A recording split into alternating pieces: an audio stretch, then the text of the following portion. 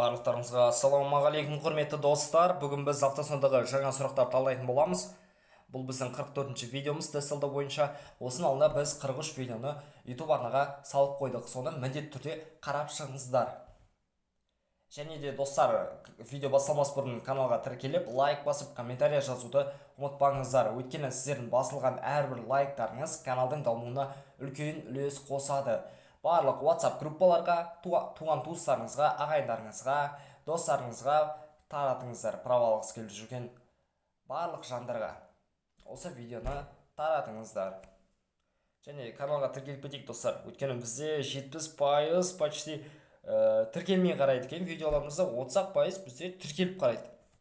Сондықтан давайте достар тіркеліп кетейік. Және де тест сұрақтарын алам деушілер болса, бізде қазір сатылымда болып жатыр. Мен WhatsApp нөмірді қалдырып кететін боламын комментарийға. Біздің тест сұрақтары жабық Telegram каналда болады. Арнайы жауаптармен, ешқандай сайт емес, Telegramда болады. Барлығы оңай жатталады. Бағасы да өте қолжетімді. Біз өте арзан бағада сатпаймыз, бірақ мен орташа бағасы өте қолжетімді сіздерге. Және тағы айтатын ең бастысы, бізде доступ шексіз. 1-2 айға алып қана қоймайсыз, сізде навсегда қалады тест сұрақтары. Егер сіздің жұмысыңыз бар болса, қиын болса, сізге ойбай 1 айға сатып аласыз мына сайттан 4,5 теңгеге, сіздің ақшаңыз кетіп кетеді.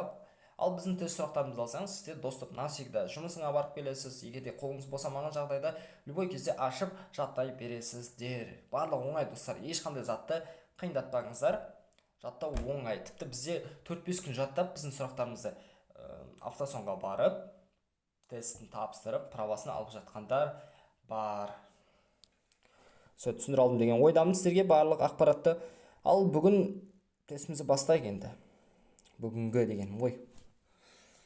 Осы белгімен белгіленген жолдарда елді мекендерден тыс тұруға рұқсат етіле ме? Елді мекеннен тыс деп тұр. Жолдың жүру бөлігінен тыс жерде рұқсат етіледі, тыйым салынады, рұқсат етіледі. Әрине оңай сұрақ, бұл А вариантын таңдаймыз. Жолдың жүру бөлігінен тыс жерде рұқсат етіледі. 2. Иммобилизациялық шина ретінде қандай заттарды қолдануға болады? Бұл жерде бізде 2 жауапта дұрыс. Тақтай, картон, рейкалар, таңғыш, тақтай, таяқ, автомобиль кілемі.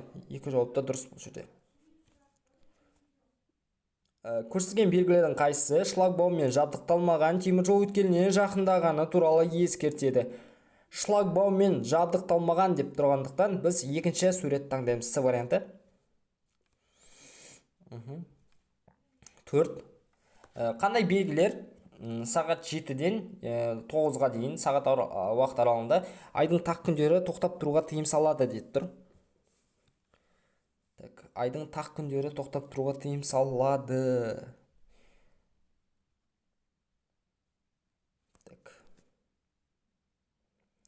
Бізде жауап дұрыс. Бірінші суреттегі. Көбіланып қалдым. Қозғалысы кері бұрылу немесе аялдау алдында белгі бермеу мына мөлшерде айыппұл салуға әкеп соғады. Аялдау алдында белгі бермеу дейді. 5 аяқ, 10 аяқ, 7 аяқ. Бұл жерде бізде 10 аяқ. 5 аяқ. Қате жауап. 5 аяқ. Есте сақтап аламыз. 6. Осы жағдайда автокөлік жүргізушісіне көлденең тұтас таңбалау сызығын кесіп өтуге рұқсат етіледі ме? Жиекте тоқтауға рұқсат етіледі. 7. Қандай жол белгілері нысанға дейінгі қашықтықты көрсетеді? Нысанға дейінгі деп тұр. Сондықтан бізде 1 мен 2-ні таңдаймыз. Стопқа дейін бізде 250 метр, 300 метр. Любой белгіні алайық. Мысалға басты жолға дейін 300 метр. Нысанға дейінгі деп тұр бізде. Сондықтан біз 1 мен 2-ні таңдадық. Жауап дұрыс. 8. Көлік құралдары қиылыстан қандай ретпен өтеді? Бұл оңай сұрақ, өйткені бұл жерде бізде бағдаршам, ешқандай белгілер жоқ. Мына көліктер енді мынандай заңдылыққа бағынады. Оң жағыңыздан келе жатқан көлікке жол бересіз деген. Мотоцикл жүргізушісінің оң жағында жасыл автокөлік, жасыл автокөліктің оң жағында қызыл автокөлік. Сондықтан бір-біріне жол береді солай келісіп.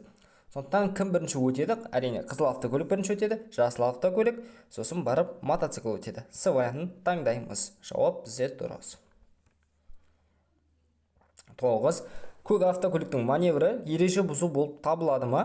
көк автокөліктің ереже бұзу болып табылмайды. Себебі неге? Мына автокөлікке, көк автокөлікке ең бірінші қозғалысқа рұқсат етіледі, жүруіне, және бұл жағдайда үлгереді. Үлгермесе де енді болады ғой бұрылуына. Сондықтан бұзу болып табылмайды. Ана жерде рұқсат етілген үзік сызық болғандықтан болып табылмайды. бұл вариантты таңдаймыз. Жеңіл автокөліктің жүргізушісі қандай бағыттарда қозғалысты жалғастыруы мүмкін? Так. Енді қай жаққа мүмкін емес, соны таңдайық. Солға болмайды, жүруіне. Енді қай жаққа болады? Түзу оңға кері бағытта дейді. Е вариантты таңдаймыз. Солға болмайды тек қана. Алғашқы көмек дегеніміз. Мынандай ұзын сұрақтар енді. Алғашқы көмек зардап шеккендердің өміріне қауіп төндіретін жарақаттарының салдарынан жоюға бағытталған медициналық эвакуациялық кезеңдерде емдік профилактикалық іс-шаралар кешені дейді. Кез келген жол қозғалысына қатысушы жүк орнында және оған жақын жерде жәбірленушінің өміріне қауіп төндіретін себептерді уақытша жоюға ауыр асқынулардың дамуын болдырмау шара кешімін қамтитын көмек түрі. Варианты зардап шеккендердің өміріне қауіп төндіретін жарақаттардың салдарын жоюға бағытталған медициналық эвакуациялық кезеңдерде емдік профилактикалық іс-шаралар кешенін қамтитын көмек түрі. Варианты дұрыс сияқты. Ой. Қате жауап. Келесі сұраққа кеттік. 12. Көлік құралының ұзақ уақыт бірінші беріліспен жылдамдық алуы жанармайдың шығынына қалай әсер етеді? Әрине артады. Бірінші беріліспен жылдамдық алуы. 13. Бұл жағдайда жеңіл автокөлік жүргізушісіне теміржол өткелінен өтуге рұқсат етіледі ме? Әрине тыйым салынады. Реттеушінің қолын көріп тұрған шығарсыздар. Біріншіден қолын жоғары көтеріп тұр. 14. Мынамыз жағдайда жол қозғалысына қатысушылардың қайсы ережелерді бұзады? Әрине аға автокөлік ережені бұзды. Себебі жаяу жүргіншілерге жол берген жоқ. 15. Қызыл автокөліктің жүргізушісі қиылыстан өтеді. Қызыл автокөлік қиылыстан өтеді. Екінші болып бірінші болып жасыл автокөлік өтеді, сосын қызыл автокөлік. Мына белгіге біз бағынып тұрмыз өткені. 16. Жүргізушіге осы жағдайда аулаға кіруге рұқсат етіледі ме? Әрине рұқсат етіледі. Бізде бір жақты қозғалысы бар белгісі бұрылуға тыйым салмайды. Жүру бөлігінің ортаңғы жолағын пайдаланып басып бұзуды орындауға рұқсат етіледі ме? Осында бізде 3 жолақ болса, осының ортасын бізде басып бұзуға арналған. Бұлмен ешкім жүрмейді, тек басып бұзу үшін ғана рұқсат етіледі. Әрине рұқсат етіледі. 18. Елді мекенде жүріп келе жатқан жеңіл автокөлік жүргізушісіне осы жағдайда аялдауға тыйым салынады. Жол белгісін өткеннен кейін екі жақтан, жол белгісін өткеннен кейін жолдың оң жағына, Өте оңай сұрақ. 19. Көрсетілген траекториялардың қайсысы бойынша бұрылуды орындауға рұқсат етіледі? Қайсына бұрылуға тыйым салынады бірінші? А-мен бе, Б-мен бе, В-мен бе? Әрине Б-мен болмайды, тура жаяу жүргіншілер өткелінің қақ ортасынан болмайды олай. Енді рұқсат етілетін сұрап тұр, бізде А және В траекториялары бойынша рұқсат етіледі. Міне дегенше 20-ға жетіп қалыппыз. Бұл жол белгісі жақындағанды ескертеді. Кешірім сұрайым. Шлагбауммен жабдықталмаған бір жолды теміржол өткеліне жақындау. Шлагбауммен жабдықталмаған екі және одан да көп жолды теміржол өткеліне жақындау. Бұл вариант, шлагбауммен жабдықталмаған екі және одан да көп теміржол.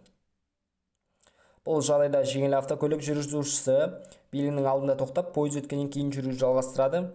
Жақындап қалған пойыздың локомотивтің дрезинаның жоқ екеніне көз жеткізеді және теміржол өткелін аялдамай кесіп өтеді. Белгінің алдында тоқтап, жақындап қалған пойыздың локомотивтің жоқ екеніне көз жеткізгеннен кейін ғана жүру жалғастырады. С варианты бізде дұрыс, анық ақпаратты беріп тұр өткені. 22. Елді мекендерден тыс жерде орнатылған кезде көрсетілген белгілердің қайсысы қайталанады? Елді мекендерден тыс жерде деп тұр. 3 пен 5 қайталанады.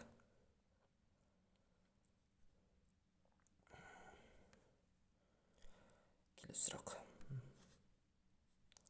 Зардап шегушінің тыныс алу жолдарында тұрып қалған бөгде затты алу үшін не істеу қажет? Мәссаған.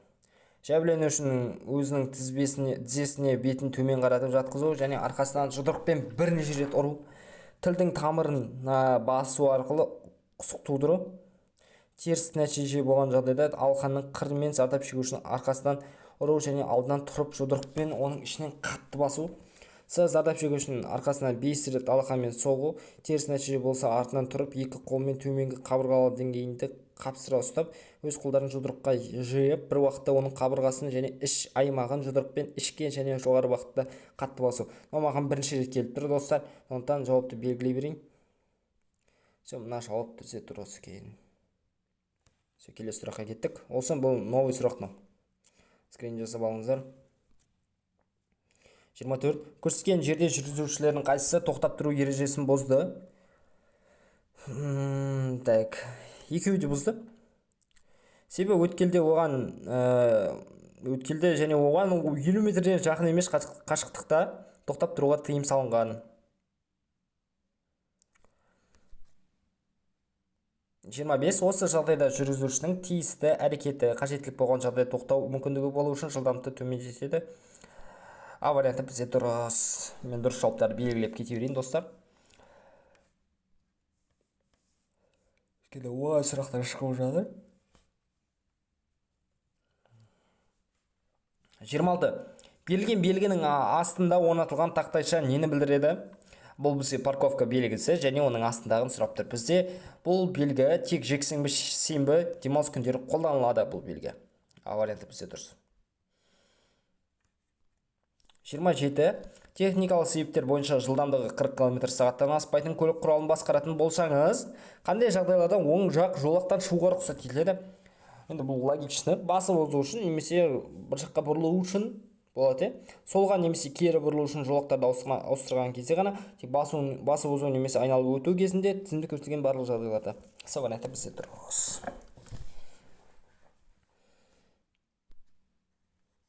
28. Көрсетілген қай траекториямен жеңіл автокөлік жүргізушісі солға бұрылады? Қателеспесем, А траекториясы бойынша сияқты.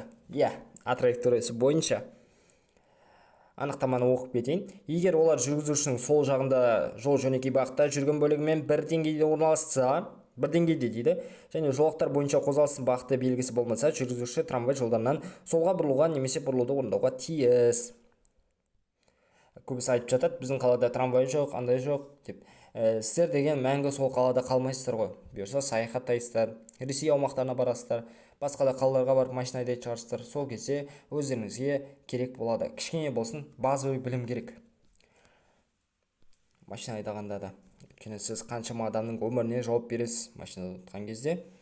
29. Көк автокөліктің жүргізушісіне ортадағы жолақ бойынша оңға бұрылуға рұқсат етіле ме? Ортаңғы жолақ бойынша деп тұр, әрине тыйым салынады. Ортаңғы жолақ қайда жүру керек? Тура жүру керек.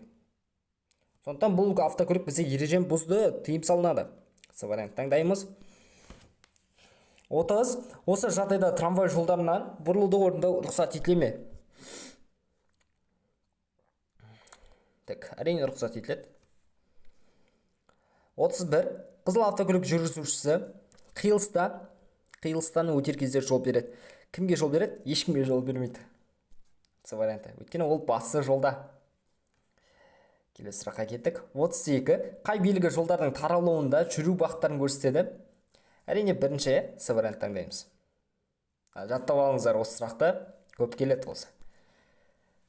33. Сәл қалды. Апаттық және қауіпті жағдайдың туындауы мынаған байланысты. Қозғалыстың ортасының элементтеріне, жүру бөлігінің күйіне, реттеу құралдарының болуына және жарамдығына, жарықтандырылуына, метео жағдайларға және тағы да басқа. Варианты жүргізушінің іс-әрекеттеріне дейді. Варианты барлық аталғандар. Басқа жол қозғалысына қатысушылардың іс-әрекеттеріне, бұл жерде менің ойымша барлық аталған факторлар жатады. Келесі 34. Осы жағдайда жеңіл автокөлік жүргізушісі қандай бағыттарда қозғалысты жалғастыру мүмкін? Реттеуші оң қолын көтеріп тұр, бірақ мен мына автокөлікке сол жақ қырымен қарап тұр. Сондықтан мына автокөлік не істейді? Тек қана тура жүреді. Негізі солға жүруіне болатын еді, бірақ мен реттеушінің осы сигнал кезінде жүргізуші тура өтуі мүмкін. 35 кім бірінші өтеді? Бұл жағдайда былай ғой достар, егер де трамвай жолдары осындай жеңіл автокөліктердің жолдарын қиып өтетін болса, трамвайдың бізде басымдығы бар. Сондықтан кім бірінші өтеді? Әрине трамвай бірінші өтеді. Мінекей анықтама, трамвай желісімен қиылысқан кезде қиылыстан тыс трамвайдың басымдығы бар. Басымдығы бар оның енді. Мына бағдаршаммен автобус тек алға жүруге рұқсат етіледі. Көк көлік тек алға, сары қозғалысқа тыйым салынады. Автобусқа тек алға жүруге рұқсат етіледі. Көк автокөлік тек алға, сары қозғалысқа тыйым салынады.